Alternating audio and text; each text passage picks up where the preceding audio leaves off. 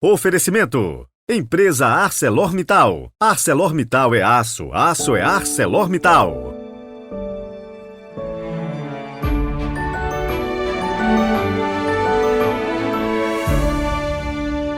Quinta-feira, 13 de abril de 2023. Bem-vindos!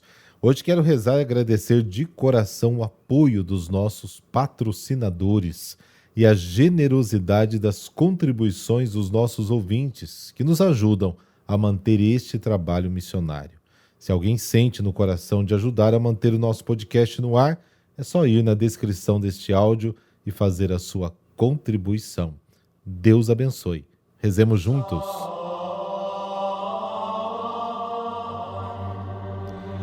Pelo sinal da Santa Cruz, livrai-nos Deus, nosso Senhor, dos nossos inimigos.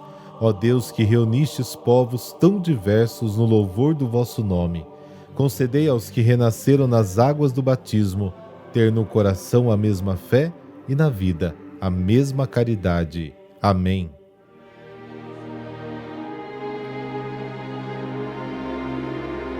Lucas, capítulo 24, versículos de 35 a 48. O Senhor esteja convosco, Ele está no meio de nós.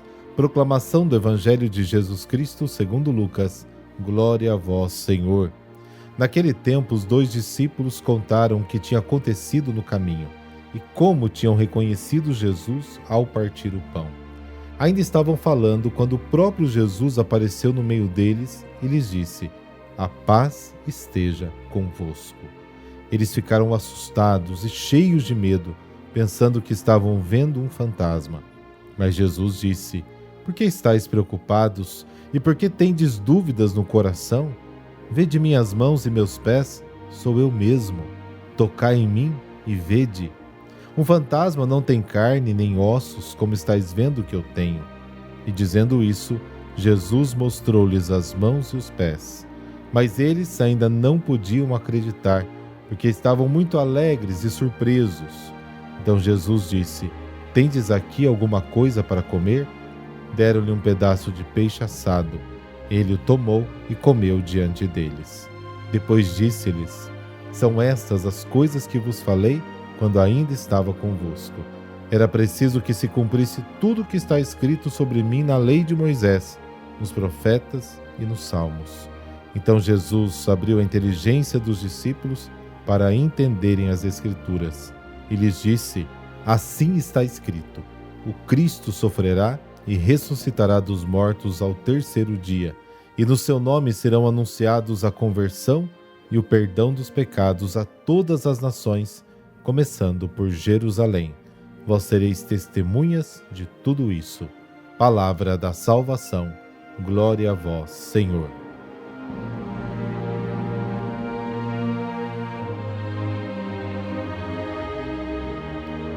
No Evangelho de hoje, Lucas conecta diretamente o nosso conhecimento do ressuscitado com a experiência de Simão e dos outros apóstolos com Jesus. A diferença entre nós e eles é que eles contemplaram e tocaram sua carne fisicamente, e nós só o contemplamos e tocamos espiritualmente, através do testemunho da sua palavra e da celebração da Eucaristia. Lucas insiste muito na corporeidade do ressuscitado. É uma necessidade em relação ao meio helenístico, que acreditava na imortalidade da alma, mas não na ressurreição do corpo. Você pode conferir isso um pouquinho lá no capítulo 17 dos Atos dos Apóstolos, capítulo 26 também. Com a ressurreição da carne, tanto a promessa de Deus permanece ou cai, quanto a própria esperança do homem de vencer o inimigo final, a morte. Como está em 1 Coríntios, capítulo 15. A chave para ler e resumir as Escrituras é o crucifixo, que oferece a visão de um Deus que é amor e misericórdia infinita. Ao pé da cruz cessa o nosso temor de Deus e a nossa fuga dele, porque vemos que ele sempre se volta para nós e nos perdoa. Os discípulos serão testemunhas disso. Eles farão com que todos os irmãos conheçam o Senhor Jesus como a nova face de Deus e a salvação do homem.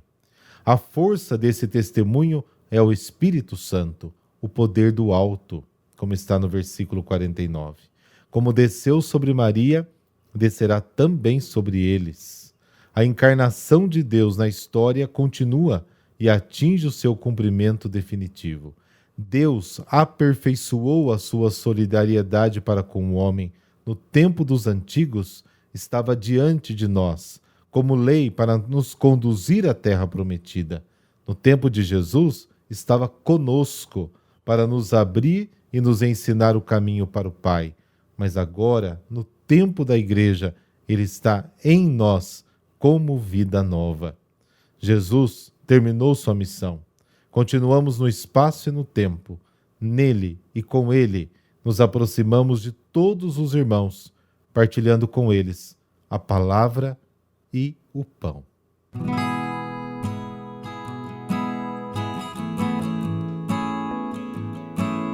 Hoje a igreja celebra Santa Margarida, que era cega, abandonada pelos pais e tornou-se religiosa. Margarida nasceu numa família nobre por volta do ano de 1287, em Urbino, Itália. Cega e com uma deformação física, seus pais tinham vergonha de apresentá-la ao mundo. Então ela viveu cerca de 5 anos escondida, dentro de uma cela, onde ela foi educada com princípios cristãos. Em 1292, os pais de Margarida ficam sabendo que na pequena Città di Castello morreu um franciscano com fama de ser santo, frade Tiago da Città di Castello, que foi sepultado na igreja de São Francisco. Acreditando que a pequena Margarida seria curada, a levaram até lá e ficaram esperando o milagre acontecer. Ao se darem conta de que não houve a cura, eles a abandonaram junto ao túmulo. A menina ficou pelas ruas mendigando, vivendo com a ajuda da solidariedade do povo, até que foi acolhida numa pequena comunidade de freiras. Margarida, desde pequena, já tinha devoção ao Senhor e buscava uma vida austera e de mortificações, que causou nas monjas um desconforto. Com o tempo, ela foi mandada embora. Margarida volta para as ruas e é acolhida por um casal de cristãos, Grídia e Venturino, que já tinham 2 filhos, mas compadeceram-se da situação dela e a levaram para morar com eles. Ela vivia em um pequeno cômodo da casa, onde fazia suas práticas de oração, mortificações e jejuns. Dotada de dons espirituais, Margarida ajudou a dar uma educação cristã aos filhos do casal e ainda ajudava em obras de caridade, visitava prisioneiros e enfermos. Ela frequentava a Igreja da Caridade dos Frades Pregadores e fazia parte dos membros leigos da Ordem da Penitência de São Domingos. A deficiência de Margarida e toda a rejeição que ela sofreu não a impediram de levar uma vida virtuosa e também de oração constante. Meditava sobre a vida de Cristo e por isso buscava conformar seus sofrimentos ao dele. Tão intensa foi a sua busca que ela morreu no dia 13 de abril de 1320, com 33 anos, assim como seu amado Jesus. Uma mulher que sofreu muito, mas nunca deixou de acreditar que o Senhor cuidava dela. Seus traumas e feridas se transformaram em amor e caridade pelo próximo. Não era preciso que Margarida visse, porque a alma dela enxergava o necessário, o amor incondicional que o Senhor tinha por ela. Observar a vida de Santa Margarida é um convite a refletir sobre como nos colocamos diante da vontade de Deus. Será que quando pedimos coisas a Deus e Ele não nos dá, nós nos conformamos? Conhecer a vida de Santa Margarida é uma oportunidade para aprender a se conformar com a vontade de Deus. Muitas vezes, Ele tem coisas maiores para nós. Se o milagre que pedimos não acontece, é porque o Senhor sabe o que é melhor para nós. A vontade dele precisa prevalecer. Isso significa que devemos lutar sim para melhorarmos, para a cura, buscar os médicos e tudo o que é necessário. Mas se algo é irreversível na nossa vida, nós devemos simplesmente acolher no coração, participar da cruz do Senhor e acreditar que Ele vai tirar proveito de tudo aquilo para um bem maior. Em 24 de abril de 2021, o Papa Francisco usou um procedimento denominado canonização equipolente, que é uma espécie de encurtamento de caminho para canonizar Santa Margarida de Città de Castello. Senhor, ensina-me, assim como Santa Margarida, a buscar a sua vontade, que meus desejos estejam em conformidade com os seus e que todas as minhas feridas sejam tocadas pelo seu amor. Dai-me a graça de enxergar com os olhos da alma e abandonar-me à tua providência. Amém. Abençoe-vos o Deus Todo-Poderoso, Pai, Filho, Espírito Santo. Amém. Excelente dia para você e amanhã nos encontramos por aqui.